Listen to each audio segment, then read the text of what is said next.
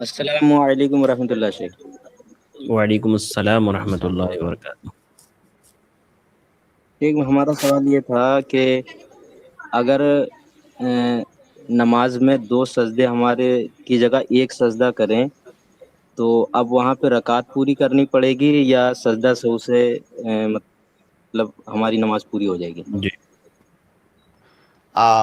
نماز کے اندر اگر کوئی انسان کوئی رکن چھوڑتا ہے تو جس رکعت کے اندر اس نے رکن چھوڑا اس کی وہ رکعت نہیں ہوگی، مکمل رکعت نہیں ہوگی۔ جس رکعت میں کوئی رکن چھوٹا وہ رکعت آپ کی نہیں مانی جائے گی۔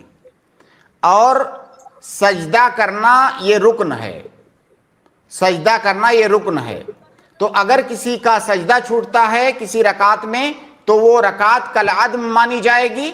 مان لیجئے تیسری رکعت میں اس کا سجدہ چھوٹ گیا، ایک سجدہ، اب گویا کہ ابھی تک اس نے 2 ہی رکعت پڑھا ہے، اب آگے وہ 2 رکعت اور پڑھے گا، تو پہلی بات تو یہ کہ وہ رکعت کالعدم ہوگی، دوسری بات یہ کہ اسے سجدے سہو بھی کرنا پڑے گا۔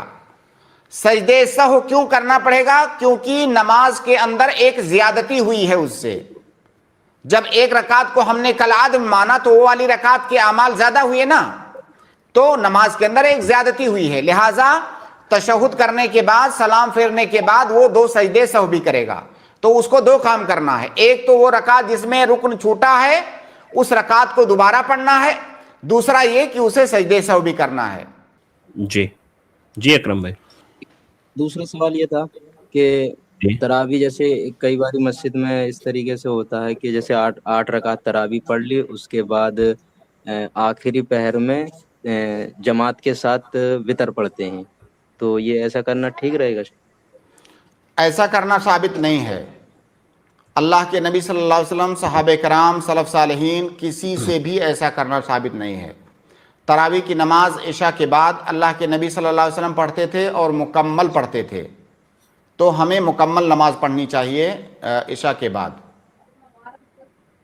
ٹھیک ہے شیخ، بہت شکریہ۔ ٹھیک ہے شیخ، جزاک جزاک اللہ اللہ خیر۔ خیر، بارک اللہ فیکم۔ بارک اللہ۔